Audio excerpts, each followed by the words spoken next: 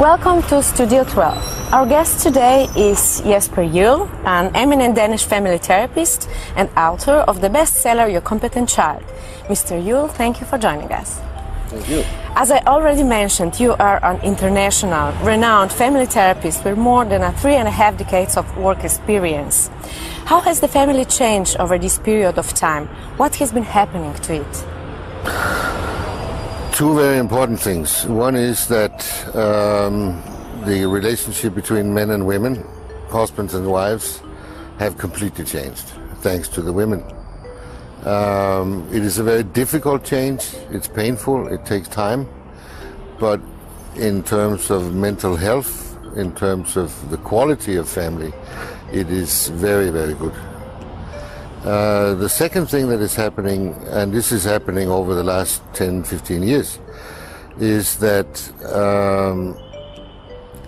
after 3-4 decades where we were modernizing, we were humanizing in a way, the way we were around children, we have come to some very important insights. And when I say we, it is like a combination of family therapists, it is neuroscience, it is all over the place, so to speak, that we have learned so much over the last 15 years about normal, healthy children, how they develop, how they feel, and so on.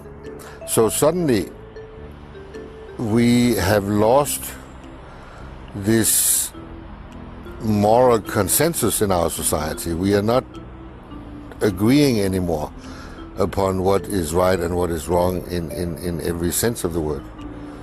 For parents, this is a huge challenge because it means that they don't have any external support.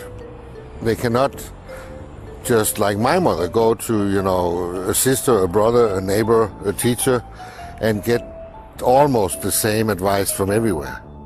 Now they will get 5 different. And if they read 5 different books, they will get 5 different things. So the challenge is for parents to try to relax and say, my job as a first-time mother or father is to find my mother or father inside me. What do I want to do? Is it different or is it maybe the same as my own parents were doing? What is it? One example. When my son was 7, he would still come home from school and he would come when I was I was talking to a lot of fancy psychotherapists from all over the world, and he would come and sit on my lap and he would sit there for about 15 minutes. And the American psychologists were shocked. They said, this boy will never be independent. He will never be this and this and this. And it was all wrong. It was all an idea that they had. So try as a parent to listen to yourself and, more important even, talk to each other. What do we have from our own childhood that we really value, that was good, that we liked? What do we have from our grandmothers? And what didn't we like? And then forgive yourself, because you're going to do 15 things that you really don't want to do. Because being a parent, becoming a parent, is a process that takes, it takes 1 or 2 or 3 children to get really good at it. Parents are often in a situation where they need to say no and draw a line. But often doubts arise. Will the children need boundaries at all? And if yes, what kind? What is the best way of saying no and setting a boundary? Children do not need boundaries in the sense that we talked about 50 years ago. Every family, I think, needs about, a handful of rules that in order to make things function. But what we know for sure is that children need parents that are clear, relatively clear, about what they want, what they don't want, what they like, what they don't like. So we're talking about the importance of parents becoming aware of their own personal boundaries. Children, of course, have no idea about the personal boundaries of their parents, so they will overstep the boundaries thousands of times within the first 5-6 years of their life, simply to get the experience. Who is my mother? Who is my father? How are they different? How is my mother different from my grandmother? And so on. So this is a very important developmental step that was not experienced when I was a child. Because when I was a child, children were afraid of their parents. And when they're about 3 years old, they had learned to be quiet. Now, thank God, not so many children are so afraid of adults that they once were. So they are much more healthy, they are much more outgoing, they are much more alive. And parents often ask you for advice on concrete situations, for example, about the problems related to the child's eating habits, chores or sleep. Is it at all possible to give a uniform answer for all cases? No, it's not. It's not. The reason I established Family Lab, which is also in Slovenia, is actually that parents are asking these kinds of questions. I call them stupid questions. But I think that parents deserve intelligent answers. Because there are no, I have a 3-year-old who doesn't want to eat vegetables. What do I do? There is no answer, except, yes, beat the hell out of him. And do it consequently and every day, and eventually he will eat vegetables. but there is no such answer. There is only, who are these parents? Who is this child? And how can we, professionals, for instance, how can we tailor a way that fits this family, which will be different from the one that fits their neighbors? What is your position on punishment? Is punishment necessary, or it is better to solve conflicts in some other way? I think it's very important to distinguish between a society and a family.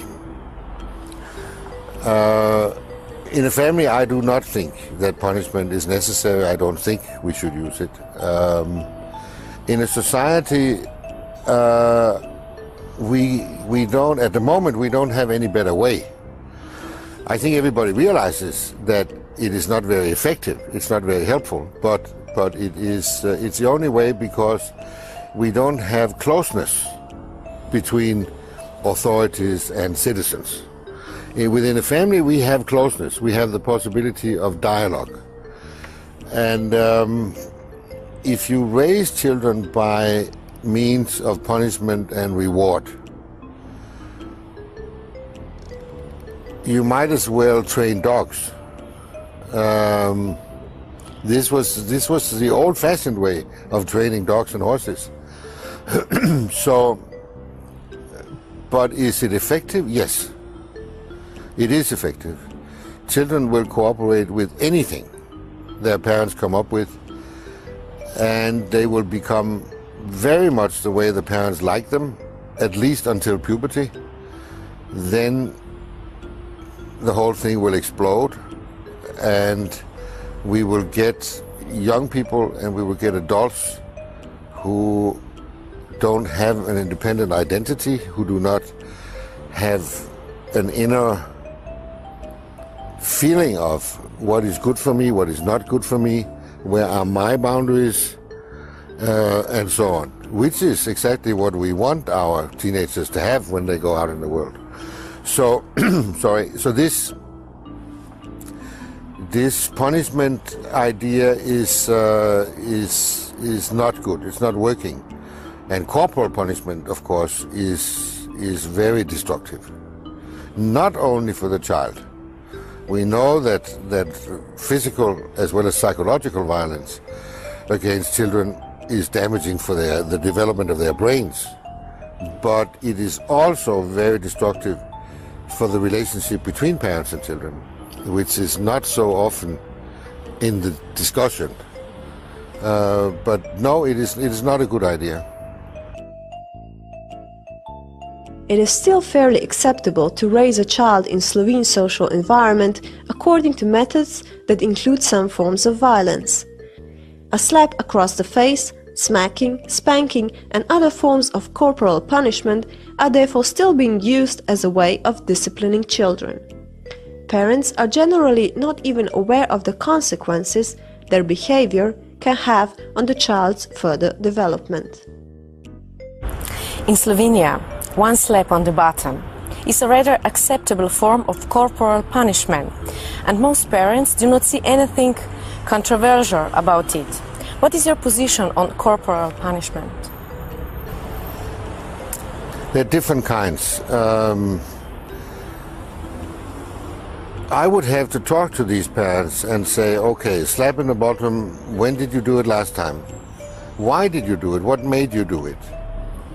Did you do it because you could not find another way? Did you do it because you think that this is good for the child? What were your motives? If the last question I can answer, it is not good for the child. The other one I'm very sympathetic to, because we all end up in positions, especially in love relationships, also with our partners, where we have no idea what to do and where we are acting out of desperation. And I think that is allowed, provided that after the fact we take responsibility and say, listen, I did this and this, I should not have done it, it was wrong. And then don't make any promises. Don't say I'll never do it again, because you probably will. So it's, you know, being a parent is not about being perfect. It's not about doing the right thing all the time. Being a parent is being responsible for what you do. Also when you do mistakes. And all parents do mistakes. I mean, the best parents I know make about 20 mistakes per day. And if you have an average, you know, about 20, 30, 40, then it's still okay. After that, you might want some help from the outside.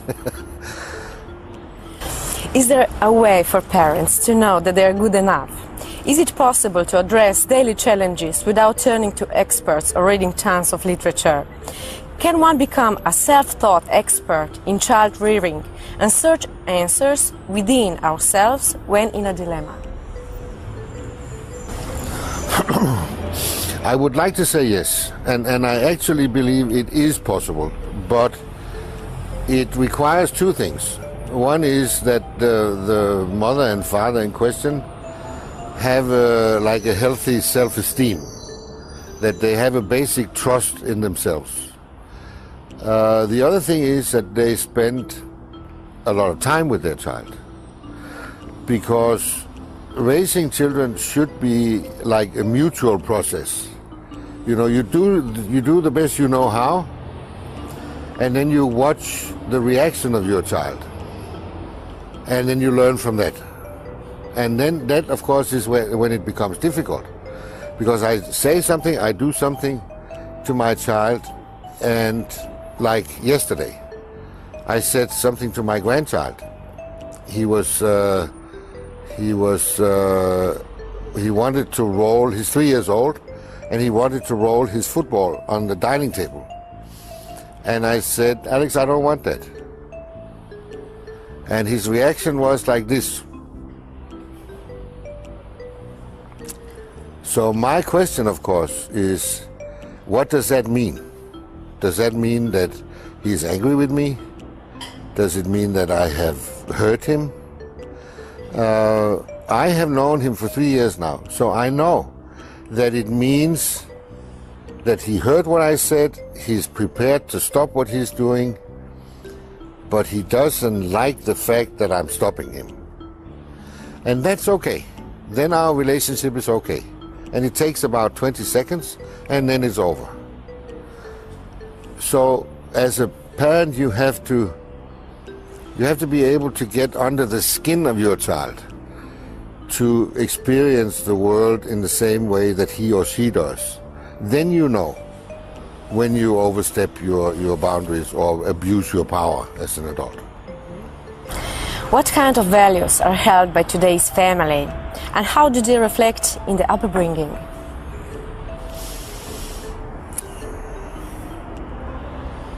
I'm not so sure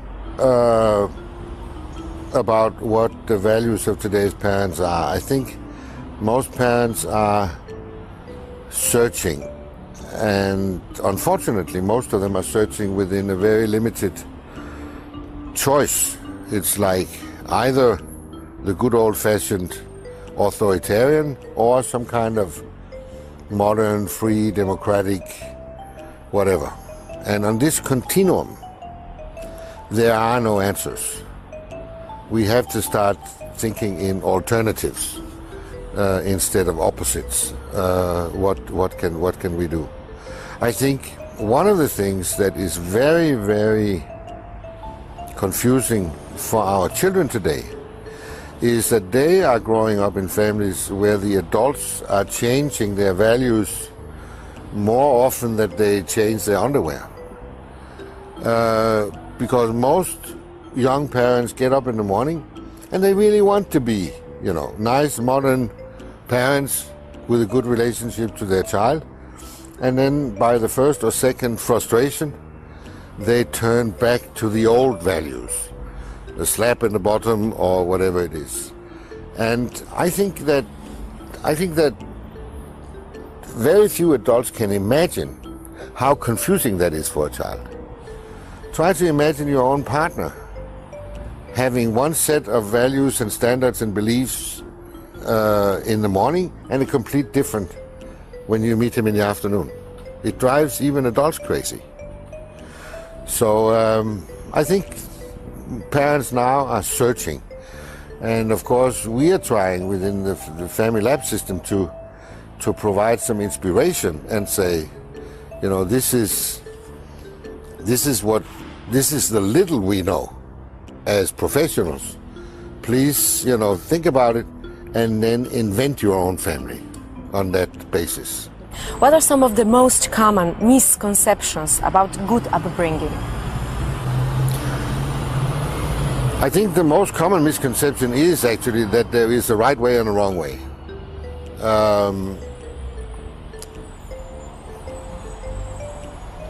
In the later years, there's a lot of confusion about the difference between bringing a child up within a family and then pedagogics, like in kindergartens and so on.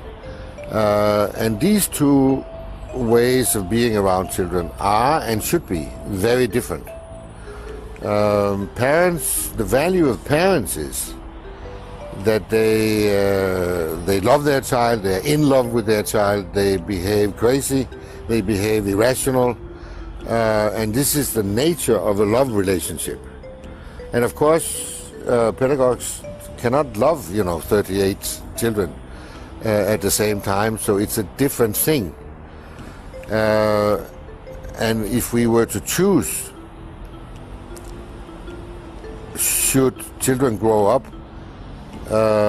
only with pedagogues around or only with parents around, there's no doubt that it would be better if it was only parents.